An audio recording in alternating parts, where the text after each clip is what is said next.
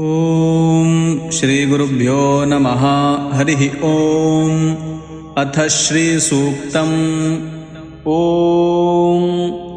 हिरण्यवर्णां हरिणीं सुवर्णरजतस्रजां चन्द्रां हिरण्मयीं लक्ष्मीं जातवेदो महावः तां महावः जातवेदो लक्ष्मीमनपगामिनीं यस्यां हिरण्यं विन्देयं गामश्वं पुरुषानहम् अश्वपूर्वां रथमध्यां हस्तिनादप्रबोधिनीं श्रियं देवीमुपह्वये श्रीर्मा देवीर्जुषतां कंसोऽस्मितां हिरण्यप्राकारामार्द्रां ज्वलन्तीं तृप्तां तर्पयन्तीं पद्मे स्थितां पद्मवर्णान्तामिहोपह्वये श्रियं चन्द्रां प्रभासां यशसा ज्वलन्तीं श्रियं लोके देवदुष्टामुदारां तां पद्मिनीमीं शरणमहं प्रपद्ये लक्ष्मीर्मे नश्यतां त्वां वृणे आदित्यवर्णे तपसोऽधिजातो वनस्पतिस्तव वृक्षोऽथ बिल्वः तस्य फलानि तपसा नुदन्तु मायान्तरायाश्च बाह्या अलक्ष्मीः उपैतु मां देवसखः कीर्तिश्च मणिना सह प्रादुर्भूतोऽस्मि राष्ट्रेऽस्मिन् कीर्तिमृद्धिं ददातु मे क्षुत्पिपासामलां ज्येष्ठामलक्ष्मीं नाशयाम्यहम् अभूतिमसमृद्धिं च सर्वान्निर्नुद मे गृहात् गन्धद्वारान् दुराधर्षान् नित्यपुष्टाङ्करीषिणीं ईश्वरीगुं सर्वभूतानां तामिहोपह्वये श्रियं मनसः काममाकोतिं वाचः सत्यमशीमहि पशूनां रूपमन्नस्य मयि श्रीश्रयतां यशः कर्दमेन प्रजा भूता मयि सम्भव कर्दमा श्रियं वासय मे कुले मातरं पद्ममालिनीम् आपसृजन्तु स्निग्धानि चिक्लीतवसमे गृहे निच देवीं मातरं श्रियं वासय मे कुले आर्द्रां पुष्करिणीं पुष्टिं पिङ्गलां पद्ममालिनीं चन्द्रां हिरण्मयीं लक्ष्मीं जातवेदो महावः आर्द्रां यः करिणीं यष्टिं सुवर्णां हेममालिनीं सूर्यां हिरण्मयीं लक्ष्मीं जातवेदो महावः तां महावः जातवेदो लक्ष्मीमनपगामिनीं यस्यां हिरण्यं प्रभूतं गावो दास्योऽश्वान् विन्देयं पुरुषानहम् यशुचिः प्रयतो भूत्वा जुहुया आदाज्यमन्वहम्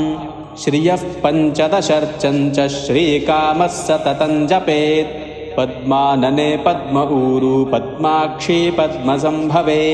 त्वं मां भजस्व पद्माक्षी येन सौख्यं लभाम्यहम् अश्वदायी गोदायी धनदायी महाधने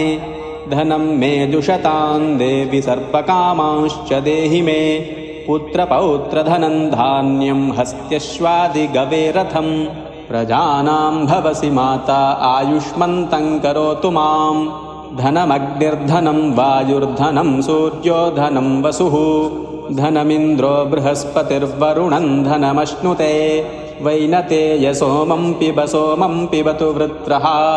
सोमं धनस्य सोमिनो मह्यं ददातु सोमिनः न क्रोधो न च मात्सर्यं न लोभो नाशुभामतिः भवन्ति कृतपुण्यानां भक्तानां श्रीसोक्तं जपेत् सदा वर्षन्तु ते विभावरिदिवो अभ्रस्य विद्युतः रोहन्तु सर्वबीजान्यवब्रह्मद्विषो जहि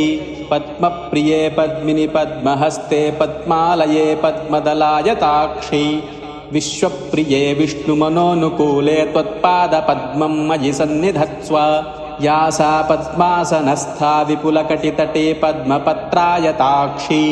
गम्भीरावर्तनाभिस्तनभरनमिता शुभ्रवस्त्रोत्तरीया लक्ष्मीर्दिव्यैर्गजेन्द्रैर्मणिगणखचितैः स्नापिता हेमकुम्भैः नित्यं सा पद्महस्ता मम वसतु गृहे सर्वमाङ्गल्ययुक्ता लक्ष्मीं क्षीरसमुद्रराजतनयां श्रीरङ्गधामेश्वरीं दासीभूतसमस्तदेववनितान् लोकैकदीपाङ्कुराम् श्रीमन्मन्दकटाक्षलब्धविभव ब्रह्मेन्द्रगङ्गाधराम् त्वां त्रैलोक्यकुटुम्बिनीं सरसिजां वन्दे मुकुन्दप्रियाम् सिद्धलक्ष्मीर्मोक्षलक्ष्मीर्जयलक्ष्मी सरस्वती श्रीलक्ष्मीर्वरलक्ष्मीश्च प्रसन्ना मम सर्वदा वराङ्कुशोपाशमभीतिमुद्रां करैर्वहन्तीं कमलासनस्थां बालार्ककोटिप्रतिभां त्रिनेत्रां भजेऽहमाद्यां जगदीश्वरीं त्वां सर्वमङ्गलमाङ्गल्ये शिवे सर्वार्थसाधिके शरण्ये त्र्यम्बके देवि नारायणि नमोऽस्तु ते नारायणि नमोऽस्तु ते नारायणि नमोऽस्तु ते सरसिजनिलये सरोजहस्ते धवलतरांशुकगन्धमाल्यशोभे भगवति हरिवल्लभे मनोज्ञे त्रिभुवनभूतिकरि प्रसीद मह्यम् विष्णुपत्नीं क्षमां देवीं माधवीं माधवप्रियां विष्णोः प्रियसखीं देवीं नमाम्यच्युतवल्लभाम् महालक्ष्मी च विद्महे विष्णुपत्नी च धीमहि तन्नो लक्ष्मीः प्रचोदयात् श्रीर्वर्चस्यमायुष्यमारोग्यमाविधात् पवमानं महीयते धनं धान्यं पशुं बहुपुत्रलाभं शतसंवत्सरं दीर्घमायुः ऋणरोगादिदारिद्र्यपापक्षुदपमृत्यवः भयशोकमनस्तापा नश्यन्तु मम सर्वदा श्रिये जातः श्रिय आनिर्याय श्रियं वयो जनितृभ्यो दधातु श्रियं वसा आनामृतत्वमा आयन् भजन्ति सद्यः सविता विदध्यून् श्रिय एवैनं तच्छ्रिया मा दधाति सन्ततमृचावषट्कृत्यं सन्धत्तं सन्धीयते प्रजया पशुभिः य एवं वेद ॐ महादेव्यै च विद्महे विष्णुपत्नी च धीमहि तन्नो लक्ष्मीः प्रचोदयात् ॐ शान्तिः शान्तिः शान्तिः श्रियै नमः।